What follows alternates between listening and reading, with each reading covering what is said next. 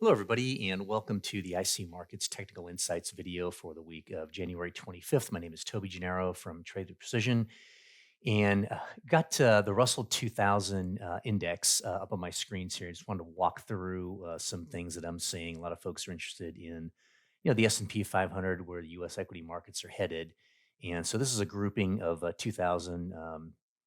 Smaller companies, and it looks like they've been kind of lagging the S&P from what I can tell, and setting up a little flat level here. So, kind of wanted to walk through that with you. For the most part, we've been obviously all of 22 has been a major pullback in the equities markets. Seems to be, from a U.S. standpoint, that from a fundamental perspective, interest rates increases are going to be coming down to potentially a quarter of a point.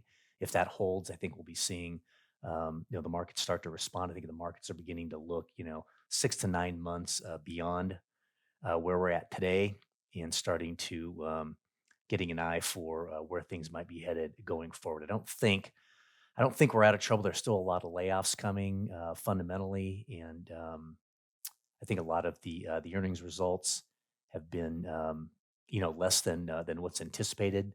So we've been kind of hanging around here, almost going sideways. We put in a double bottom here on the weekly chart, and I have up the weekly and the daily. We'll be using these two time frames to take a look at this. So with the double bottom structure here on the weekly chart, we're converging all the way down through into mid-July, and then back in September of last year, we actually put in just a slightly lower low right here and put in a significantly higher low on the MACD and a significantly higher low on the RSI. That comprises divergence in my mind, which is bullish.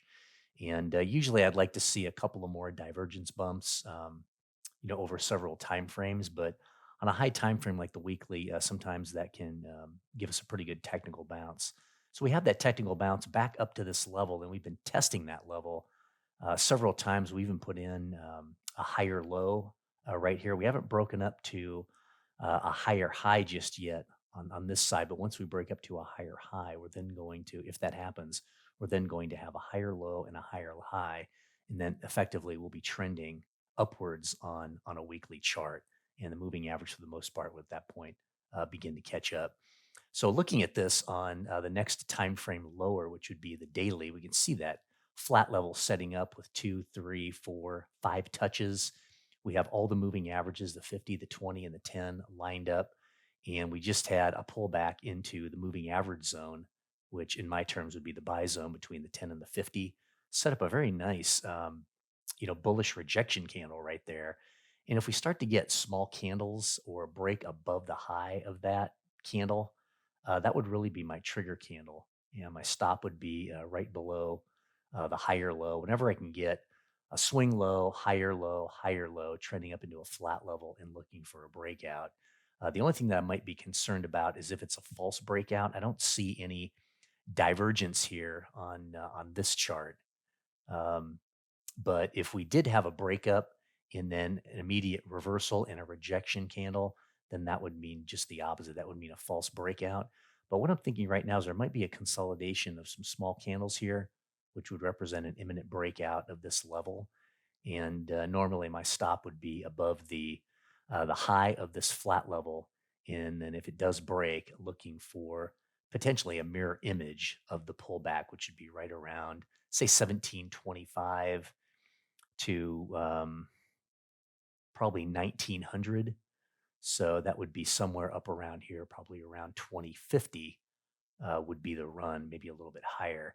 That's kind of what I'm looking at. Really like that candle right there. I've been waiting for that to close out to see what it looks like. And I like that one a lot, and looking to see if we can catch a run going higher. I don't think that the markets are going to be anticipating higher interest rates. I think everybody's anticipating quarter point raises maybe until the end of the year. So it may not be, a rally period, but I think the markets are looking to trend higher. And I don't think I was looking for a deeper pullback on these, but it doesn't look like that's going to be the case. Looks like we might have a soft landing and potentially this flat level breakout to the upside would be um, would be the beginning of that move. So I don't think there's anything else on the monthly chart. The monthly chart, moving averages are crossed over. We do have a series of very bullish candles in and around there, but really nothing is in the buy zone on the monthly chart. So there's nothing there for me. I don't have any divergence or anything there. But I think from this perspective, if we do get a breakup, that would be a higher low and a higher high on the weekly chart that would initiate the uptrend. And then we might have a move and then a pullback back into this flat level, which would be the next move potentially higher.